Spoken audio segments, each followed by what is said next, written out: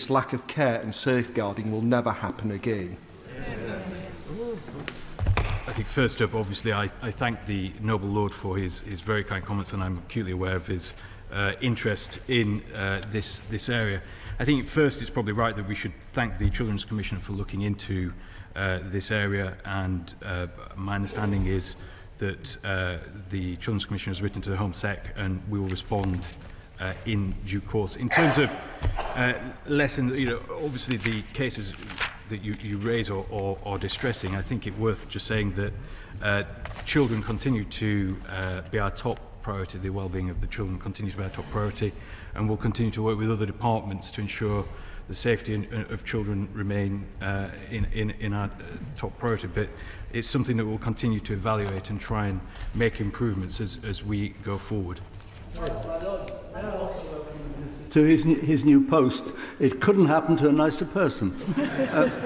My lords, what is going to happen to these children, and indeed some of the older ones, when they reach the age of 18? Is it still the government's intention to remove them from the country? I thank the Noble Lord for his, and I completely respect his views in this, and as I said earlier, I'm acutely aware that this is something that he takes very seriously, and the whole House listens to him. I think in terms of his points, obviously, I know that it has been well debated, that subject, and I think I can take those views away, but as I say, I know that it has been well covered in this chamber and elsewhere. My Lords, I join with others in welcoming the Noble Minister to his place. I note that Kent County Council announced last week that new arrival centres for unaccompanied asylum-seeking children are being planned in the area, but the Council is waiting on funding from central government. As the Noble Lord the Minister has said, the right and best place for separated children is under local authority care. So can I ask what the timeline is for this funding to be issued to support Kent County Council fulfilling its statutory duty?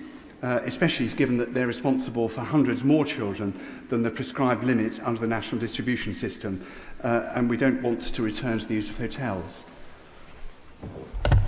I thank the Right Reverend Prelate for that question. Forgive me, I missed the beginning, so but I will obviously take away his question and ensure he gets a proper response from the department. I think he's absolutely right to say that these children in question, the right place for them absolutely is in local authorities. We've been very clear on that. In terms of funding, I know that the government has provided support towards local authorities. If he has specific, forgive me, I missed the beginning, if he has specific examples where he feels that that's not been done, I'll happily take that away. I'm sure the department's already aware of it. Thank you. Noble Lord the Minister is himself aware that according to the Children's Commissioner, over 5,000 children under the age of 18 were in hotel accommodation between 2021 and May 2023, not quite up to date. None of those children was given any safeguarding support.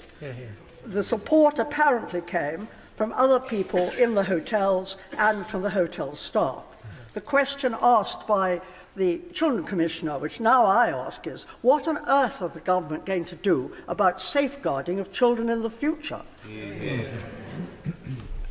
I thank the Noble Lady for the question, and I think, as I've already said, there's obviously lessons to be learned from this. However, what I would say is that the care and the well-being of every child is something that the Department of the whole government takes very seriously.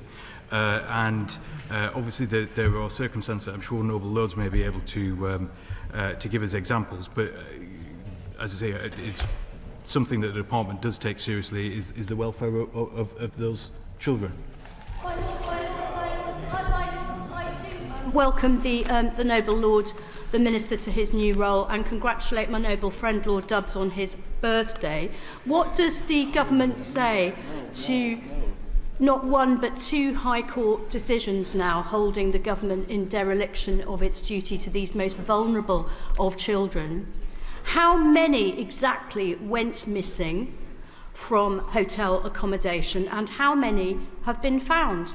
And what efforts will the new minister in his new role take to find these missing children? First of all, I thank the noble lady for her question. I hope I don't damage her street cred in saying that I'm an admirer of hers, and she's been always very courteous to me outside the chamber, so I hope that continues in the chamber. In terms of her questions, so first of all, I think it's worth making a point that actually, forgive me, my lords, but I think it is worth making the point that this has all been in response to, since 2021, a rise in the number of illegal boat crossings, and all of this has been in response to that and to ensure that the well-being of children and others is put first. And the situation with the hotels is in response to that rise in numbers. In terms of those in terms of the court case, the judicial review, I think obviously it's something that we're looking at and considering a judgment that has just been handed down.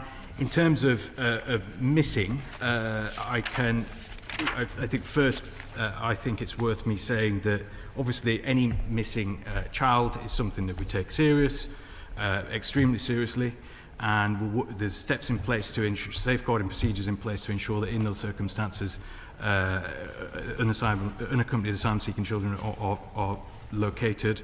Some have gone missing that have subsequently been located, but in terms of, I appreciate this is a long answer, so forgive me. One statistic that I think it's worth just giving is that as of the 1st of this month, there were total missing episodes of 472, and total subsequently located were 340. The total still missing individuals is at 132, but this data is sourced from Home Office operational databases and does not form part of our regular statistical outputs, hence why I think there may have been some issues, but I hope that by providing it now it is useful. Is the Minister aware of the fact? That's the Conservative. My Lord, is further to the... My lords, as the Right Reverend Prelate has said in September at the High Court hearing, the Home Office agreed a grant of 9.75 million to help Kent County Council manage the maximum number of children it should have in its care. That was 346. However, it was reported last week that the Home Office has still not agreed the funding, and worse, the actual number of children that Kent County Council is looking after is currently 519. So when is the government going to deliver on its promise and also ensure that Kent County Council gets the support that it needs from the Home Office? I thank the noble lady for her question. I think it's a similar question I received earlier. I'm more than happy to take that away. All I can say is obviously we'll continue to work with Kent County Council to tackle the issue. But as I say, I will forgive me, I don't actually have the answer in front of me. But I'm more than happy to take that away with the department after this questions. My Lords, can I welcome Lord Gascoigne to his place? Bench questions.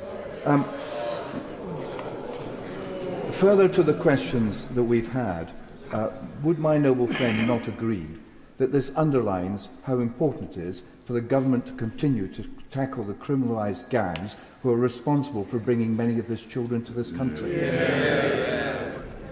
I thank my noble friend for, as ever, I agree with most of the things he says, and I think on this he's absolutely right. It is important, as I've said before, to recognise that the hotel situation and the pressure that have been put on local authorities is because of this significant rise in the number of crossings. And let's not forget, we talk about children, and obviously these are sad circumstances, but this is a result of smugglers who put these children at risk in the first place.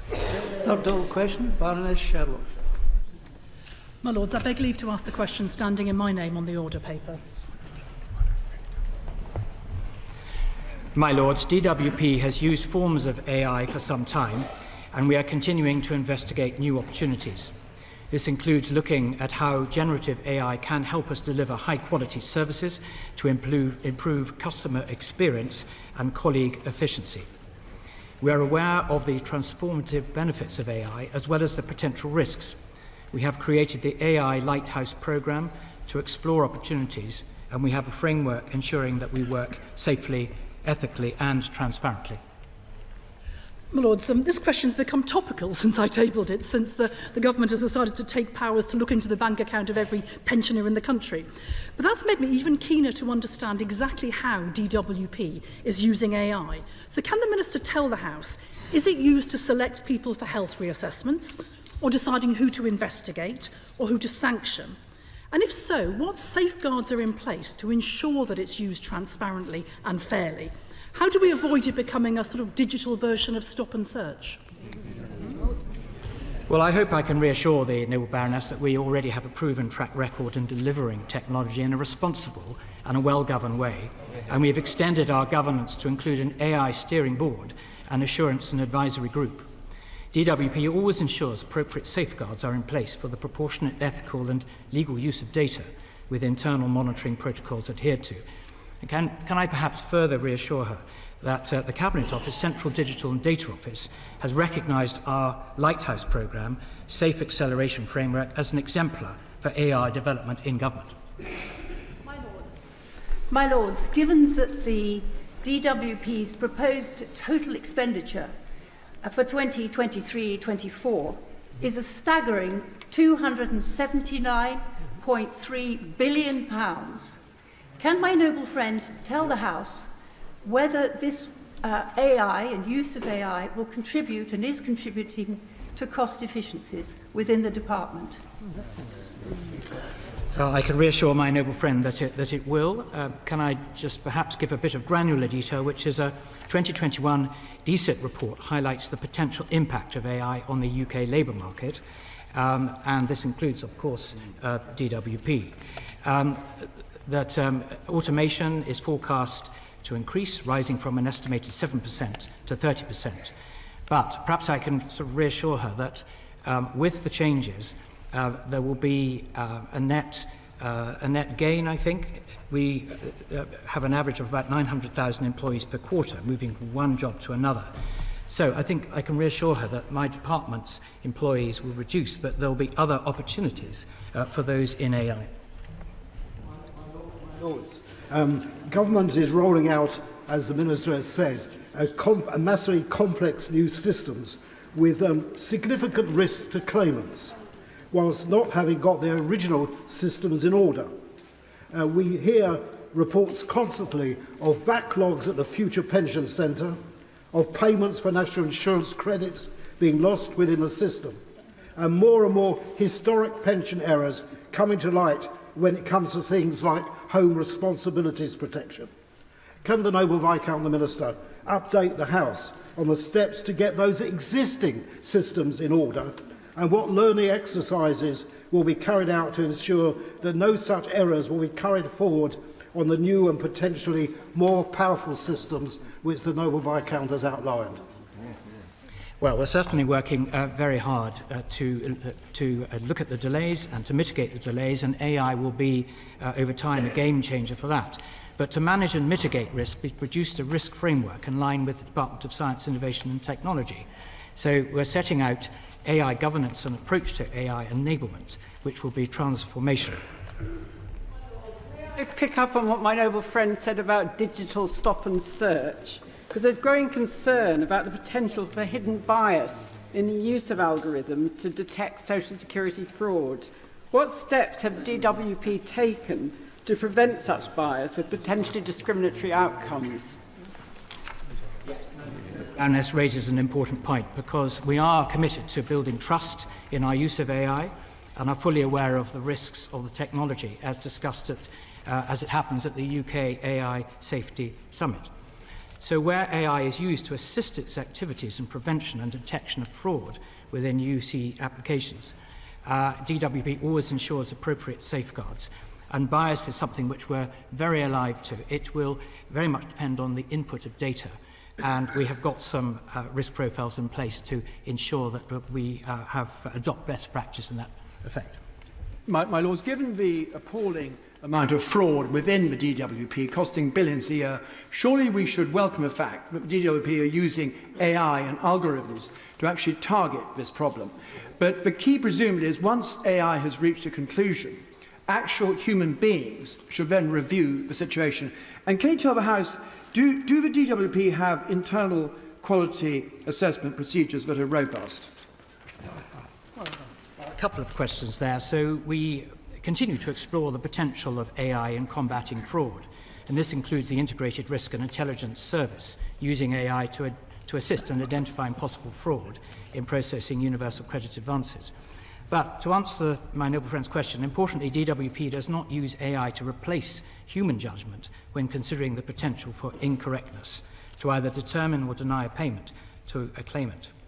And both the NAO and the ICO, who have looked at this issue recently, found no areas of immediate concern. The issue that my noble friend raised about access to millions of people's bank accounts came at the very late stage in the dealings on the Data Protection and Digital Information Bill, at the report stage of the Commons dealings of that bill. Can the noble Lord the Minister outline why such contentious measures were only introduced after a line-by-line consideration of the bill in the elected House?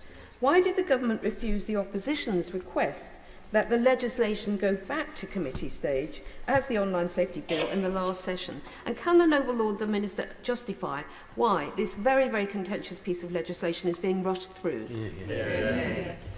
Well, I'm not going to be drawn into answering questions on that, but what I can tell her is that it's very important that actually the scrutiny of the bill is done in an effective way, and of course this House is very good at doing that. So what is very important, which I have mentioned before, is the trust that must be used in AI solutions, and this must be a prevalent issue amongst all the users of AI.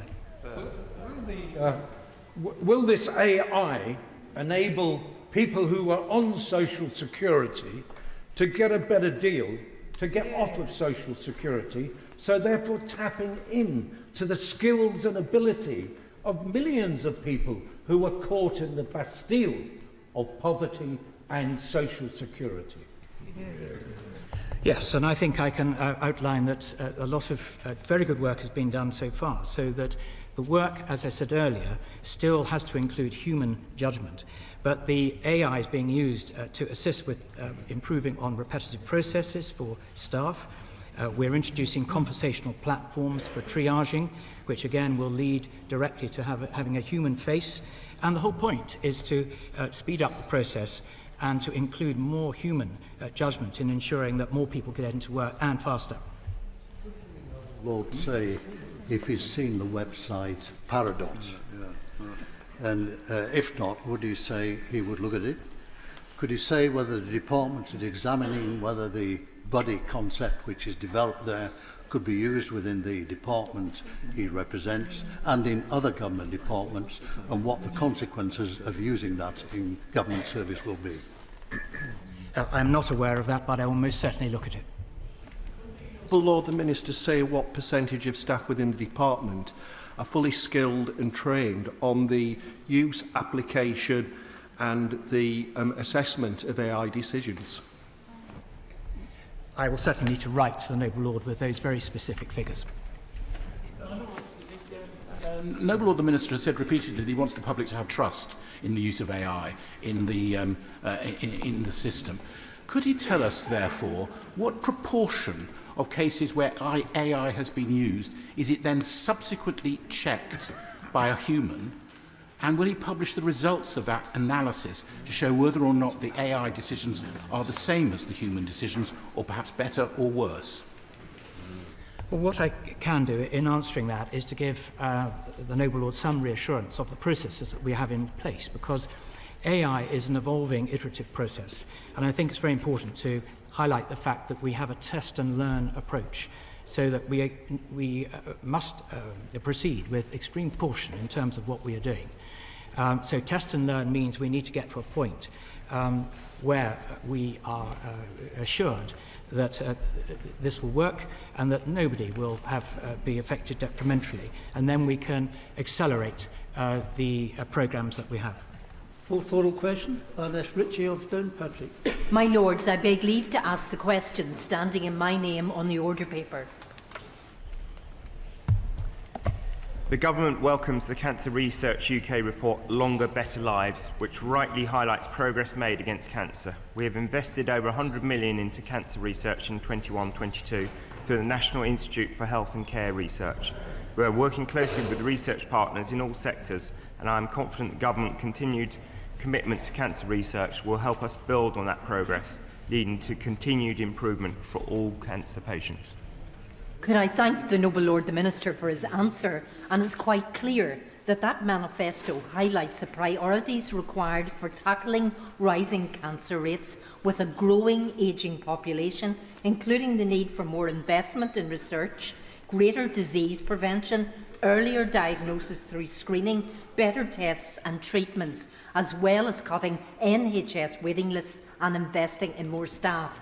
Could the Noble Lord the Minister outline what steps the Government will take to implement this strategy, allied with resources and updated infrastructure in all hospitals?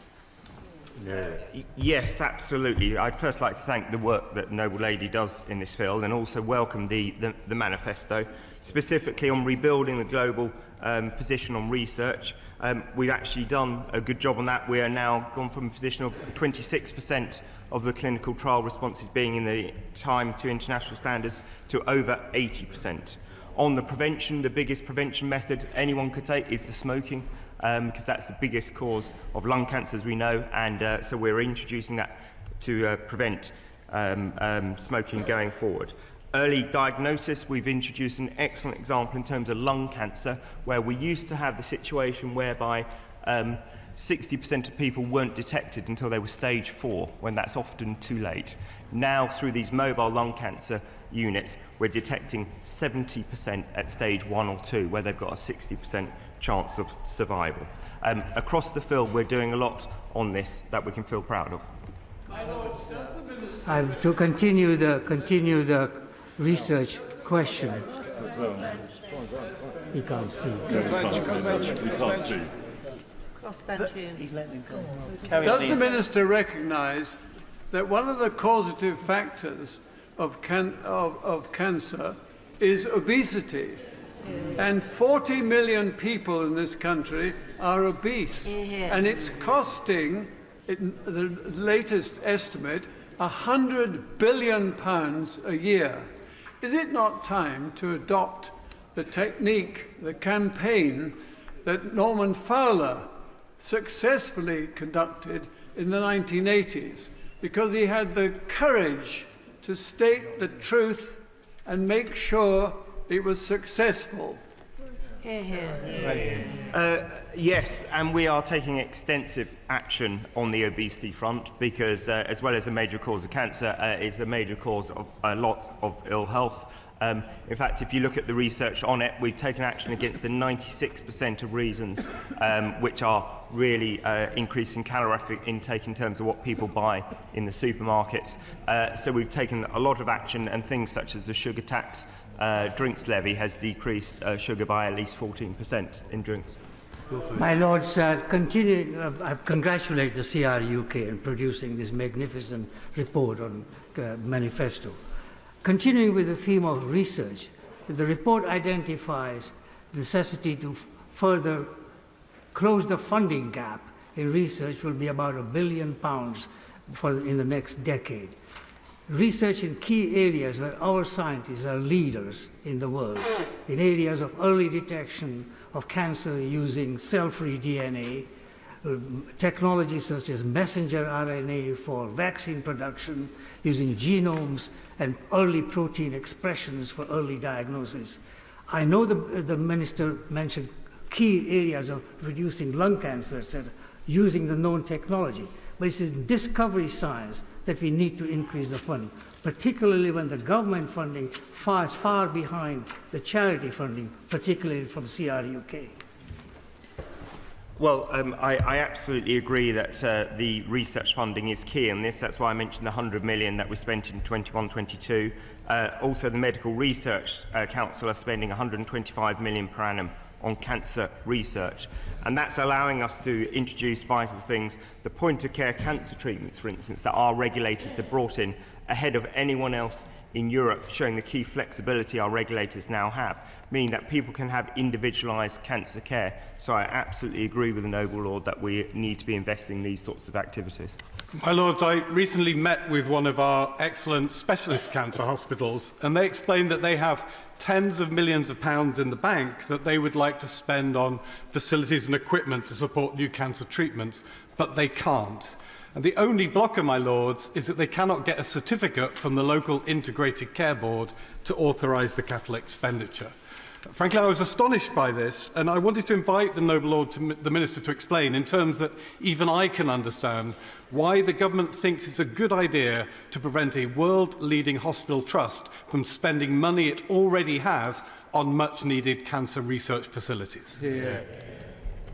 I'm not clear of the details of the case, and I'll happily take it up with the Noble Lord afterwards, but I would totally agree that clearly we want our leading institutions spending money where they can really impact change, and that's exactly what we're doing. My Lords, whilst any benefits of early cancer diagnosis will not be realised without timely treatment, the government is continuing to not nearly meet the NHS target of some 85% of patients starting treatment within 62 days of an urgent referral for suspected cancer. So what assessment has the government made of treatment delays on death rates as well as anxiety levels for patients? And if the Noble Lord the Minister does accept the statistics that increased waiting lists for cancer treatment predate the pandemic, what will the government now be doing differently? Well, absolutely, we need to bear down on cancer wait times. That's why we've been expanding supply in this area. That's what the 130 plus CDCs are all about, which have done 5 million tests. That's what the 50 surgical hubs have been about. That means that we're treating 26% more cancer patients this year than last year, and we've managed to reduce the 62-day backlog by 27%. Absolutely more work needs to be done, but we are getting on top of it. The problem that the Minister faces is that things may well be getting worse.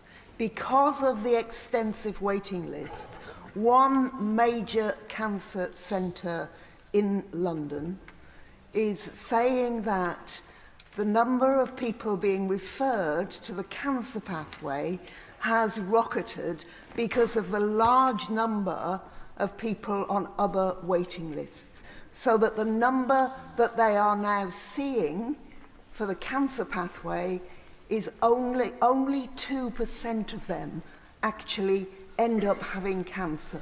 Now, at one level you can celebrate that, but we know that that's not because the numbers with cancer are reducing. It is because people are being referred into the pathway because it's the only way they'll be seen at the moment.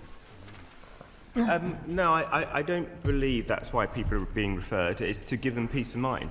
So it is that people know their own bodies, and they know if they're concerned that they have cancer, that we want to put their mind at risk. And so I am familiar with the statistic that actually I heard it's 95% of people who go to these referrals thankfully don't end up with cancer. But boy, they've got peace of mind that we're able to give them that assurance.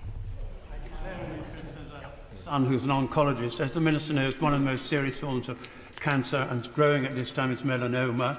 And the melanoma charities are campaigning to reduce the VAT on sun cream in order to reduce the incidence of this terrible cancer. Has the government come to a view on this reduction of VAT? I don't think it has come to a view, but I do understand the point, and I will take that back to the Department and the Treasury. We're doing reasonably well with certain cancers, with leukemias, with breast cancer, but we're doing very badly with pancreatic cancer and colon cancer. Most of these are asymptomatic for a long while before it's too late. We desperately need a test that will indicate that there is a disease coming. What research is being done in this area, and what money is being spent on it? The Noble Lord is absolutely correct. Whilst we made good progress in many areas, pancreatic cancer is the hardest one, and the one where we need to do more, and that's true all around the world because of the symptoms are so hard to detect. I will happily write with the details in terms of giving the answer on that. My Lords, that concludes oral questions for today. We now come to questions to the Secretary of State for Foreign, Commonwealth and Development Affairs. First oral question, Lord Robertson of Port Ellen. I seek leave to ask the question in my name on the order paper.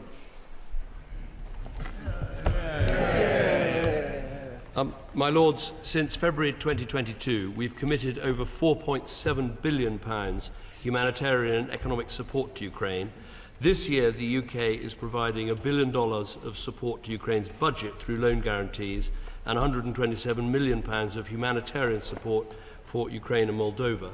During my recent visit to Ukraine, I announced further support to Ukrainians directly impacted by the invasion, $10 million for Ukraine's Red Cross Society to provide medical supplies, $7 million to volunteer organisations delivering humanitarian assistance. My Lords, we will continue to support Ukraine for as long as it takes. My Lords, I thank the Foreign Secretary for his answer, and I refer to my entry in the Register of Interest. Can I say how much we all welcome him here today for this first monthly interrogation in the House of Lords, which I'm sure he's likely to enjoy. After all, by his very presence in this chamber, he's given a fillip to those of us who have to go around saying, "Do you know who I used to be?"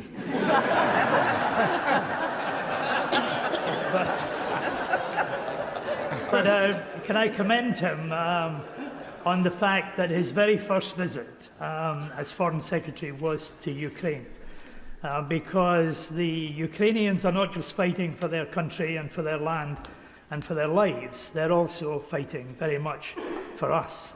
And surely the fact is that they don't actually need more visits and more speeches. They need more weapons, they need more guns, they need more ammunition, and they need more equipment. And in that context, therefore, could I ask the Foreign Secretary this question? Why was there no additional military aid offered in the Chancellor of the Exchequer's autumn budget? And why is there no perspective on military aid for 2024 when the 2023 money is going to run out in a few weeks' time in March next year? Well, can I thank the Noble Lord for his question, and also say that I absolutely remember not only who he is, but who he used to be, and he was an incredibly effective Secretary-General of NATO and did fantastic work. And it's actually worth recalling some of the things that he said to President Putin back in the day in 2002, 2003 that are very relevant today. To answer his question directly, I mean, I think we have given £4.6 billion of military support. We'll continue to give the support that's necessary. One of the things I found very impressive about going to Ukraine is how much they rate our support, how they refer to us as their #1 partner. And it's been very good to see that. I think the one area where we can do more is in trying to mobilise the British defence industries to produce the stocks that are needed rather than simply running down stocks. We can also work with European allies to sometimes, if they are reluctant to give support, they may be able to backfill some of our capabilities and we can give more. But I'm absolutely clear the military support is essential. That is what is helping Ukraine to succeed. My Lords, in joining in the welcome to my noble friend and wishing him every possible success, does he share my concern at the slowing up of the counter-offensive in Ukraine? And will he make it a particular study of his to see what can be done to increase the weapons supply so that these brave people, who, as Lord Robertson said, are fighting for us, do succeed? I thank my noble friend for his question, and well remember when we were on the campaign trail together in Staffordshire. He was rather more successful. He fought Staffordshire South, I fought Stafford, and Stafford fought back rather effectively at the time. What I would say to him is I think we should actually be clear about the success that the Ukrainians are having. I mean, it's not much remarkable. And of course, the land picture is one thing, but what's happened on the Black Sea, where the Ukrainians have pushed the Russian Navy right back across the Black Sea, sinking a number of their ships and opening up this a grain corridor for ships. And that is essential because ultimately we need the Ukrainian economy to grow. They are now, ships are sailing, exports are moving, the economy is growing. They destroyed about a fifth of Russia's attacked helicopters in one night recently. So yes, there's been a difficult picture on land, but overall big success. And combine that with the fact that this country is now knocking at the door of both NATO and the EU, that is a very positive picture for Ukraine that I think it's important we get across. Welcome the Noble Lord to his position and to your Lordship's House. My Lords, it's clear that whatever the outcome of the war, economic support on a considerable scale is going to be needed in Ukraine for many years to come.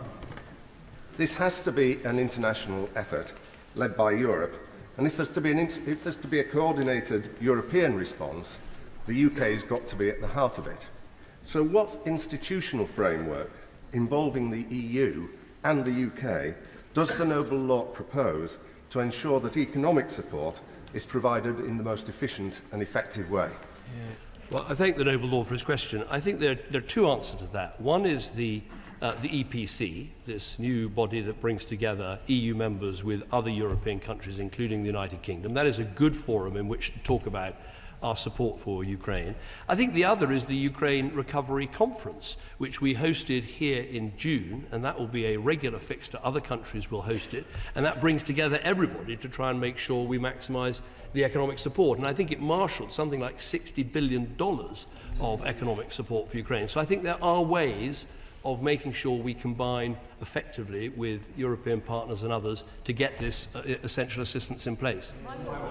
My Lords, in answer to Lord Robertson's question about what the government is committing in the way of weapons to Ukraine for 2024, the Foreign Secretary made lots of nice phrases and comments. But I wonder if the Foreign Secretary can actually answer Lord Robertson's question: what commitment can the Lord Foreign Secretary make in terms of what weapons and how much are we spending on weapons for 2024 for Ukraine?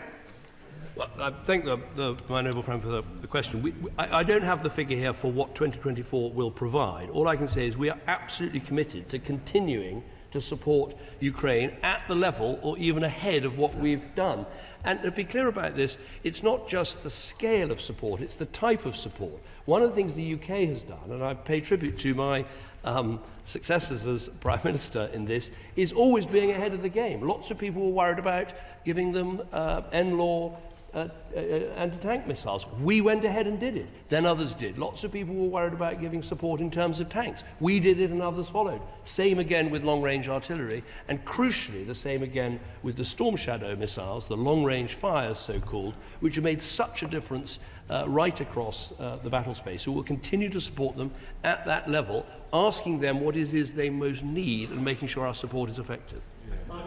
I just want to reiterate, as I have done before, our full support for the government's actions, militarily and economically, and humanitarian support for Ukraine. But the Noble Lord said we must remain ahead of the game. And one clear thing that we need to ensure is that the people who have caused this war, the government that has caused this war, pays for the rebuilding of Ukraine. And of course, the EU has already set out a plan to repurpose Russian frozen assets. Canada has passed laws to do it, and the US has drafted laws to do it. So when will we see this government act and not be behind the game? Well, let me thank the Noble Lord for his question. I think it's an extremely important point.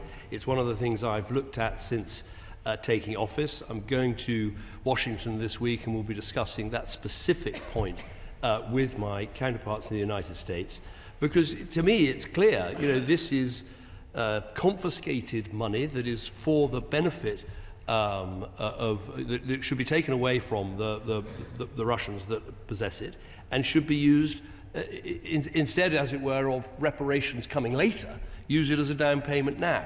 Now, of course, there are all sorts of legal concerns, all sorts of concerns about precedent, all sorts of concerns about chilling effects on investment and the rest of it. But I'm with him, as it were, on the moral and emotional stance that this is the right thing to do. Let's see if we can get it done. My Lords, I wonder if the Noble Lord the Minister could comment on his department's assessment of reports that not only has Turkey vastly increased its trade with Russia, but also that Turkish ports are being used for arms smuggling and in some cases exporting dual-purpose goods into Russia, thereby helping them. I wonder what the assessment is and what we might be able to do about that.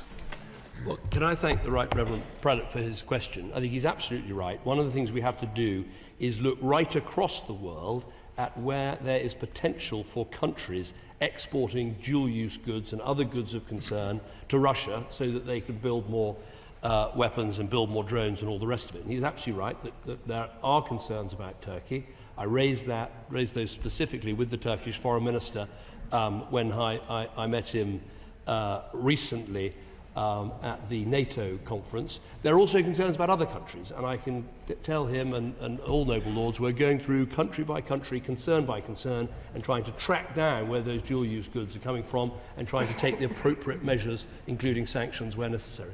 Question, Lord Foulkes of Cumberland. My Lords, I beg leave to ask the question standing in my name on the order paper.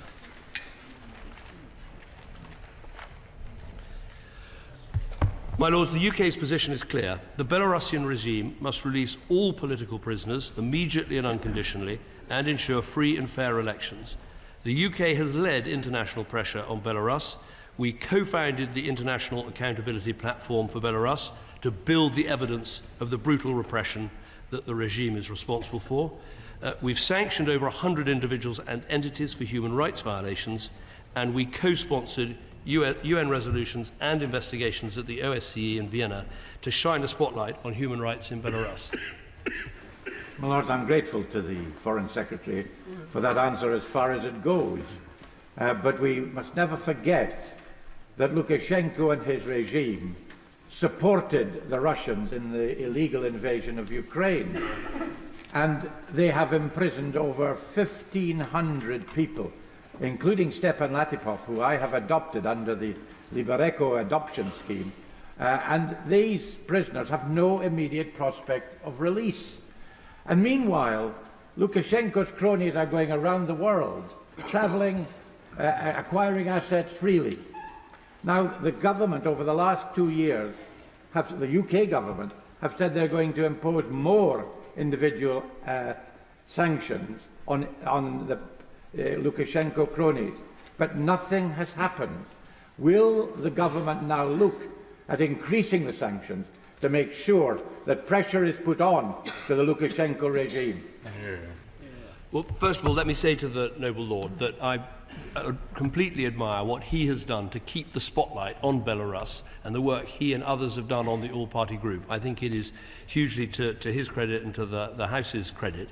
What I would say is we have sanctioned 182 individuals and entities. We keep looking at what more can be done. We never announce potential names or sanctions before we do them, for obvious reasons, but we keep it under review. I'm looking at it very carefully. And he's right, we should be clear. This is Europe's totalitarian regime. They randomly confiscate people's mobile phones to see who they've been contacting, what social media they're following. Trade unions have been dissolved and their leaders imprisoned. Waving a Ukrainian flag is against the law and can result in a jail sentence. And there are 1,500 people who are political prisoners. So we absolutely agree with the aim of his question, and we will keep using the sanctions and other tools as appropriate. I also welcome the Foreign Secretary to his position, and I agree with him with regards to the Belarus regime. Can I remind him what he said in his famed immigration speech when he said, I quote, "We will introduce a new visa to roll out the red carpet for those that offer serious investment to the UK. We now know that a number of Belarus business people bought a very large proportion of London property as a result of this golden visa route. I have supported every Belarus sanction that we have debated in this House, but there is nothing in the government's new development white paper that offers any new support for human rights defenders or democracy activists within this conflict. So why is that the case? And can the Foreign Secretary reassure me that of those 182 individuals that he mentioned, not a single one currently continues to enjoy UK preferential visa access? Well, let me make the point to the noble lord. You asked an important question, which is, yes, of course we introduced entrepreneur visas to try and attract bright talent to the UK to help grow the economy, but that does not mean you should give visas to people who've come by that money wrongly. And actually one of the things I did do as Prime Minister was announce the London Property Register, which is now coming in, that's going to make a huge difference in terms of confiscating people's ill-gotten gains and returning it to the countries and to the people from which it came so they can benefit. On his specific question, I'm very happy to take that way and look at it more. But I think it is important to recognise we use the sanctions, we'll keep using the sanctions, and we're watching closely what Belarus is doing. I also welcome the Foreign Secretary to his new role, and I am glad to hear of his concern about political prisoners and the use of sanctions against those who are responsible largely for their being incarcerated. I raise in that context the fact that Lukashenko currently is visiting China and visiting President Xi. And so I'm concerned as to whether we're making the same efforts in relation to the sanctioning of people responsible for imprisoning people, for example in Hong Kong, and using national security law, because Jimmy Lai is there in prison facing trumped-up charges, and he was a voice for democracy in Hong Kong. And I just wondered, in the short period of time when you've been in your office, have you got to know about Jimmy Lai, and are you raising issues about his incarceration? I thank the noble lady for her question. Yes, I am aware of the case of Jimmy Lai, and it's very important that we raise these cases, including that one, when we have interactions with the Chinese government, and that's exactly what I've done. Can I bring the Foreign Secretary back to the issue of sanctions as raised by the noble Lord Fuchs? And I speak as somebody who's also a godparent to one of the political prisoners in Belarus. He's spoken of the sanctions, and I think he's aware of the concerns of the loopholes that have been exposed in that. I think what the House would like to know is whether or not he is personally confident that, having identified those, the government is now more effective in monitoring and enforcement, because they're not effective if they're not properly enforced, if they're not properly monitored. There's really very little point. So can he say if he is personally confident in their effectiveness, and if he isn't, can he say what measures he will take to improve the position? Well, I thank the Honourable Lady for what she said. The Honourable Lady for what she's... Noble Lady, sorry. I'll get there eventually. I haven't asked the office specifically for a sort of analysis of the weakness of the sanctions and travel bans and asset freezes that we put in place, but with the question she asked, I'm very happy to go and do that to see if there are ways that the system isn't working. I think with all these things we have to sense check them. I would just say one thing, which is the thing I announced about the International Accountability Platform for Belarus. That sort of sounds like a sort of terrible set of initials, but what that actually is making sure that we're supporting all the NGOs and others that are looking at all the human rights abuses in Belarus, so that they are properly charted and written down, so they may be able to form the case of criminal cases against people working in that regime into the future. I just think it's important to do that, but I'll certainly take away the point she makes.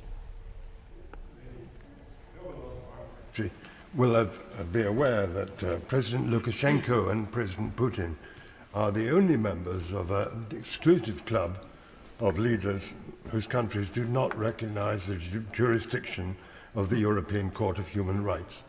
Does he share the view of the former Home Secretary that we should join that club?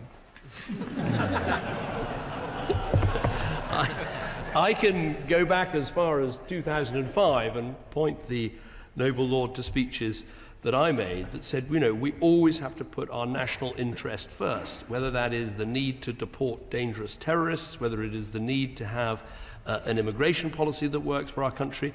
I believe that is consistent with remaining in the ECHR, but as I found as Prime Minister, there are occasions when the ECHR makes judgments, as they did on the issue of prisoner votes, when they said that it was absolutely essential that we legislated instantly to give prisoners the vote.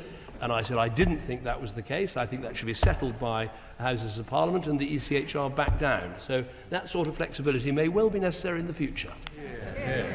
My Lords, Foreign Secretary be aware that the incredibly evil and vile Wagner Group were allowed to move to Belarus after the mutiny in Russia was resolved. Does he share my concern about this? And would he raise this with the US Secretary of State when he sees him next week? Well, I think my the noble lord is absolutely right. My noble friend is absolutely right that Belarus has been the #1 supporter of Putin's illegal invasion of Ukraine, and they should be held to account for that. And I was certainly happy to raise that issue with Secretary Blinken when I see him this week. Can I take the noble lord the minister back to a previous answer he gave around the property register, which is indeed a very important step forward in terms of understanding whether corrupt individuals from Belarus or elsewhere are buying property in the UK. He may be aware that there are concerns that people can still hide behind beneficial trusts. As Foreign Secretary, will he work with his colleagues in government to try and get us to the next stage of transparency so corrupt individuals are not able to buy property and still hide their ownership? I thank the noble lord for his question. I'm very happy to take that away. I mean, I think actually the government I led and this government has made progress on this. As he says, we've got the register of property. A number of properties have therefore been taken back from their owners, and that money has been returned to the countries from which it's been stolen. And added to that, of course, we've got the registers of beneficial ownership, including the public registers of beneficial ownership, which I announced back at the G8 in 2013, and we are making huge progress on that globally and also with our own overseas territories, and we need to do the same with our Crown dependencies. All of this is essential if we're going to fight corruption. Third question, Baroness D'Souza. My Lords, I beg leave to ask the question standing on the order paper in my name. As the noble Baroness knows, the situation with respect to Afghanistan is very difficult. My officials engage with the regime on priorities, including humanitarian access, without conferring any legitimacy on the Taliban. We're reviewing the recommendations of the UN Special Coordinator's report to support the Afghan people and improve international relations. Specifically on the question of Pakistan deportation of Afghan refugees, we do not support these actions. I met with the Pakistan Foreign Minister on Friday in Dubai and raised this question with him. Pakistan does have a history of welcoming vulnerable refugees, and we will continue to urge the government to respect the human rights of all Afghans. I thank the noble Lord, the Foreign Secretary, for his answer. My Lords, the lack of recognition of the Taliban Authority has inadvertently provided the Taliban and Pakistan with unrestricted freedom and influence over policies in Afghanistan. And a current concern, as the noble Lord has pointed out, is the enforced resettlement of thousands of refugees from Pakistan to Afghanistan. The Taliban policy of relocating Shia minorities in Sunni areas has dangerous implications, my Lords. What measures, including further negotiations with the Pakistan government, can the UK government take to avert potential religious and other conflicts in the region? Well, I thank the noble lady for her question and her deep interest in this subject. I think the reason the Pakistan government is doing this is they are concerned about the activities of the Pakistan Taliban within Afghanistan. And this is their way of trying to get the Taliban government to address that. One of the points I made to them is that might well be counterproductive, and we think this is the wrong move. So what I can say to her is we will continue to raise this with the Pakistan authorities at every level and on every occasion. Obviously, we have a very specific British interest to make sure that any of those people, Afghans who worked for our authorities in Afghanistan, who have a right to come and settle here under any of the two schemes we have, that they are not inadvertently pushed back into Afghanistan. That's our sort of #1 concern. On the issue of the regime and recognition, I'm sure there'll be other questions about this, but I mean, fundamentally, is the House knows that Foreign Office always says that we recognise states and not governments, which is, I know, right. But on this occasion, when you look at this regime and what it is responsible for, it bans women from working for the United Nations. It's the only country in the world to ban girls from secondary school. It restricts access of women to parks, playgrounds, other public spaces, and has a complete ban on women attending university. So I think we're some way off that move of ever recognising this regime. We need to keep the pressure on for it to change its approach. My Lords, my Lords. Evan. The Noble Lord, the Foreign Secretary, may recall when he was Prime Minister meeting members of Afghanistan Commando Force 333, a counter-narcotics unit that later became a counter-insurgency unit, created, trained, mentored and funded by His Majesty's government. You'll be appalled to know that former and deserving members of CF 333 and the similarly created and funded ATF 444 wrongly were refused resettlement under the Arab process. Abandoned, several have been killed and or tortured. About 100 333 and 444 rejected applicants are in Pakistan, fearing imminent deportation and a death sentence. Will he agree to meet with me and a delegation of noble and gallant lords and ladies so that we can explain the compelling case for an urgent review of the rejected or rescinded approvals of their settlement application? Well, I thank the Noble Lord for his question, and of course he has great experience of this, having been the Defence Secretary for a prolonged period when we were in that fight in Afghanistan, and he knows exactly about the issues he's raising. What I'm very happy to take away the point he makes about those two units and to look at them specifically. What I can tell him is that under the Afghan Relocations and Assistance Policy, the Arab scheme, I think 12,200 people have been repatriated so far, and of course there's the Foreign Office scheme for which I'm responsible, which is the Afghan Citizen Resettlement Scheme, which has the capacity of up to 20,000 people. So I'm very happy to take away the specific points that he makes and see what we can do to help. My Lords, after 9/11, when the West went into Afghanistan, we encouraged the women to come forward and play their part in public life, and they bravely responded. As my noble friend has just said, since the Taliban came in 2021, they've stopped women having access to education and they've basically pushed them back into their homes. Many are calling this gender apartheid. How are we going to assure that the women of Afghanistan can play their part in their country going forward? Well, I thank my noble friend for her question. I mean, it's appalling how women are treated in Afghanistan, and I gave some of the points earlier about access to school, access to education, to university, even to public spaces. And I think we have to use the maximum leverage that we do have. And of course, while we do need to help people in Afghanistan who are facing very, very great food insecurity and huge difficulties in terms of shelter and livelihoods, and we are helping, we can do that through United Nations organizations rather than through the government of Afghanistan. I think we should continue to do that and use the pressure we have to say to the regime that it needs to change its ways with respect to women and girls. The Foreign Secretary just mentioned the ban. The Foreign Secretary has already mentioned that there is a danger of people who have Arab entitlement who are in Pakistan being sent back to Afghanistan, and hoping that we can persuade Pakistan not to let them go back. Could he show the House the government's commitment to people who have Arab entitlement or ACRS entitlement, and talk with his honourable friends in the other place, the Home Secretary, the Secretary of State for Levelling Up, and the Cabinet Office, about ensuring that every single person who has Arab entitlement is able to come from Pakistan or Afghanistan to this country? What are we doing? Because we owe those people.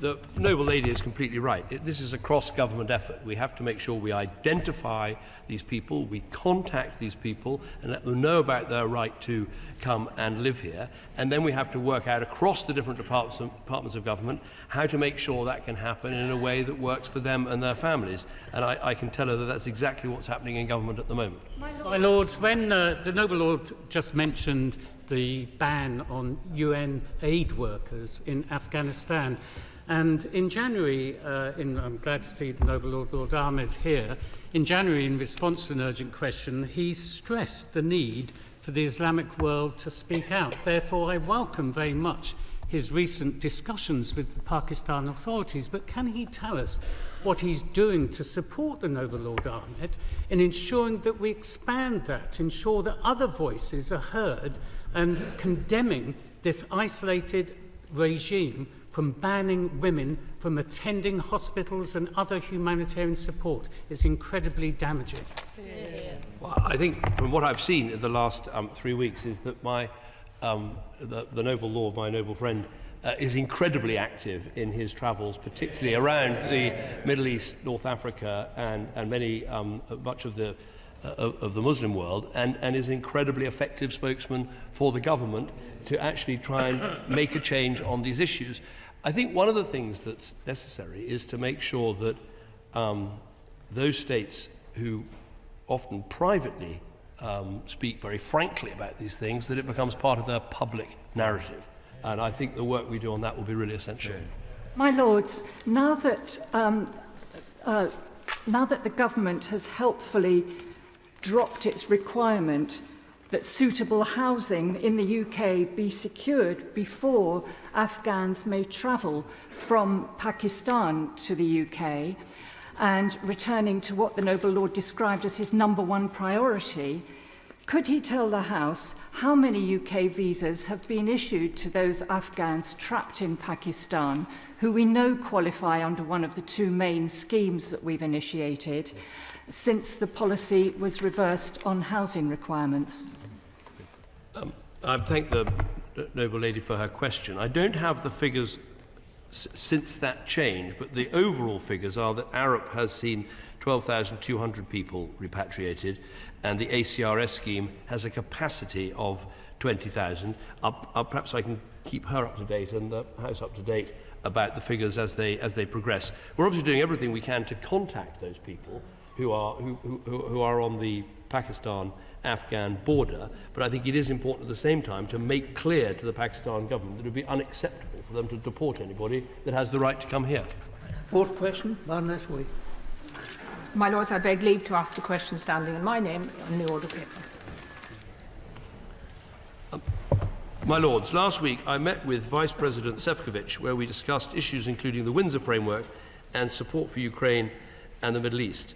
An important part of my role is to make the UK-EU relationship work to deliver on UK interests, including on migration, energy security and trade.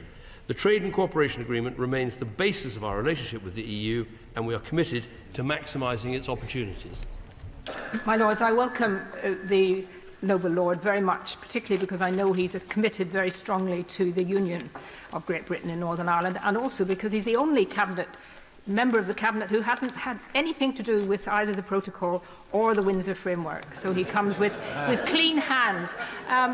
But I do hope that the Foreign Secretary, the noble lord, does understand the difficulties that the Windsor Frame is causing to people in Northern Ireland, businesses not sending goods to Northern Ireland anymore, and the breakup of the internal UK market. So could I ask him to give a commitment to the people of Northern Ireland when he next meets the European Union, that he will actually talk to them about alternatives which could be brought forward with modern technology, with trust and with common sense that could do away with the Irish Sea border and not be dividing our own country? Well, can I thank the noble lady for her question and say it's very nice to be reunited with her. My first job in politics was actually the candidates researcher at the Vauxhall by-election, where she got elected and my office was picketed every day by local residents. So, but at least we've ended up in the same place. Look, as she said, I had nothing to do with negotiating the Windsor Framework, and so I can say this with true meaning. I think it was a superb negotiation. I mean, the EU never said it would never reopen the withdrawal agreement, and they did.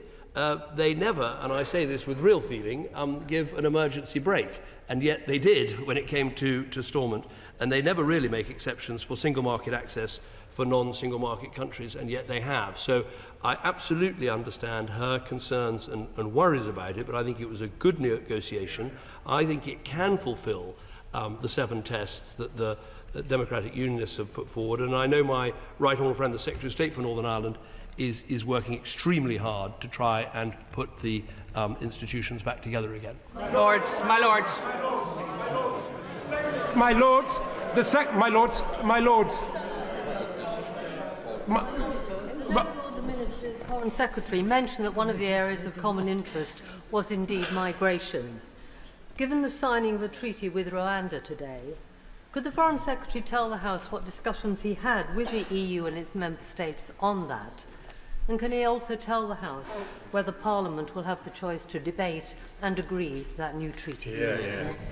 What I'd say to the noble lady is one of the things I think was most changed in my 7-year absence from all of this is that the debate within EU countries about migration has completely changed. Many more of them are extremely worried about the scale of illegal migration and the need to do some quite creative thinking about how you can deal with this problem. So, yes, I did speak about this with Commissioner Šefčovič. I fully support what the government is doing because we have to stop these illegal boat crossings. There is nothing more destructive to a country's immigration system than to have a continued and very visible amount of illegal migration. And so I think that the approach that is being taken to break the criminal gangs and their ability to say to people, we will get you to the shore of the UK and from then on you're safe, we have to stop that. And that's what the Rwanda plan is all about. And I'm sure it can be debated to great extent in this House, and I'm sure my colleagues will be very happy to take part. My Lord.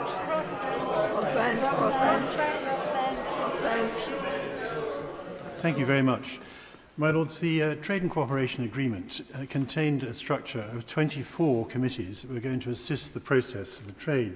And following the Windsor Framework Agreement, the European Affairs Committee of this House produced a report about the future of the relationship between the UK and the EU. I do hope that the Noble Lord, the Foreign Secretary, will have a chance to read that report.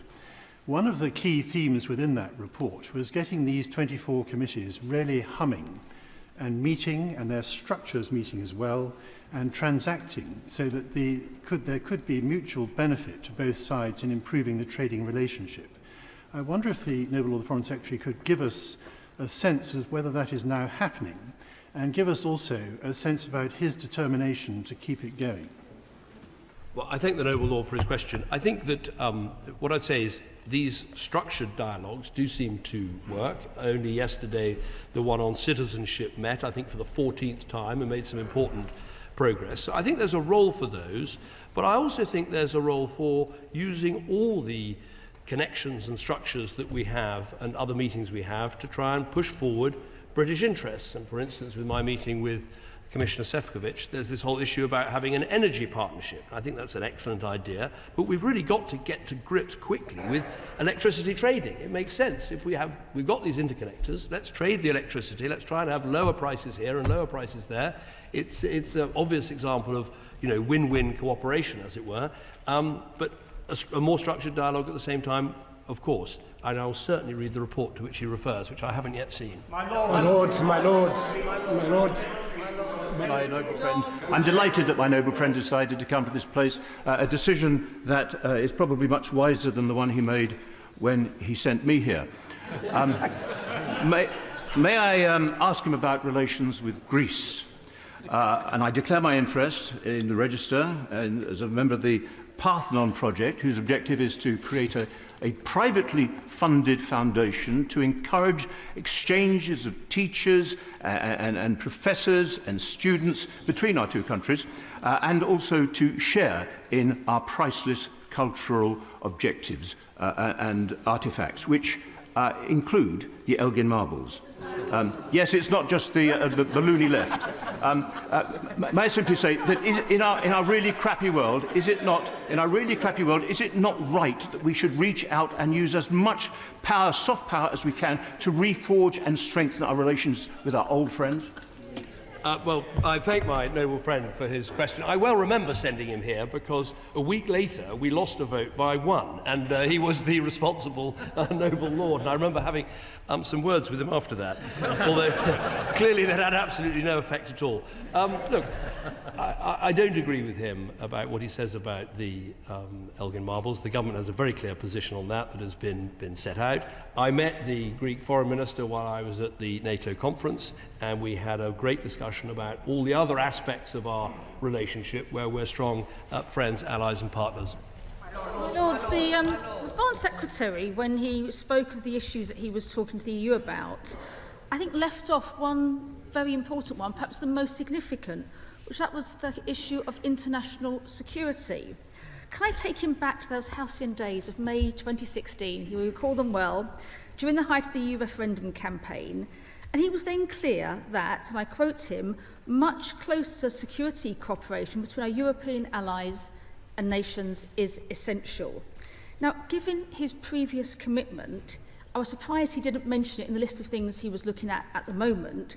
But can he say what he will do to renew and strengthen that security relationship between the EU and the UK, and including, is he willing to consider to negotiate a EU-UK security pact that will complement our commitment to NATO? Well, I had a feeling that some of my past words might be served up for me, and I'm sure, as another former Prime Minister said, they'll make a very fulfilling and satisfying diet as I eat them. What I would say is, yes, we did talk about security issues. Specifically, we talked about security in the Western Balkans when I met with Commissioner Šefčovič. What I would say is, look, I think Ukraine is perhaps one of the greatest elements of proof that the UK can make this relationship of friend, neighbour and partner, rather than member, make that relationship with the EU work. We coordinate with them very closely on how we support Ukraine, on how we sanction Russians and all the rest of it. And so, of course, that is part of the relationship. The other thing, frankly, that's changed is that NATO has had an enormous boost from Putin's actions. It is now bigger and stronger with new members joining, and that is the ultimate guarantee of our security. My Lords, the Parliamentary Partnership Assembly met in the last 2 days. And I'm certain, my Lords, that the Foreign Secretary has some sympathy in understanding that the agreement has been a fairly harsh blow to the British overseas territories. I apologise that I missed his maiden speech in this House because I was in the Falkland Islands, and they told me that for their fishing industry, the largest part of the economy of the Falkland Islands, they are now spending over £15 million a year to be Spanish-flagged vessels as a result of the lack of access to the EU market, which is their largest. I understand that the Foreign Secretary will be visiting the Falkland Islands, so will he take to them the good news that he will now negotiate an agreement that means that British fishermen on British vessels fishing in British waters will not have to do so under a Spanish flag? Well, I'm happy to thank the Noble Lord for his question. I can tell him that Minister Rutley from my department was actually in the Falklands just a couple of days ago. I'll certainly take away the point that he makes. I'm very committed to working with all our overseas territories. We had them all in the Foreign Office just a couple of weeks ago to discuss a whole range of issues, and I'm happy to add that to the list. That concludes Secretary of State questions for today.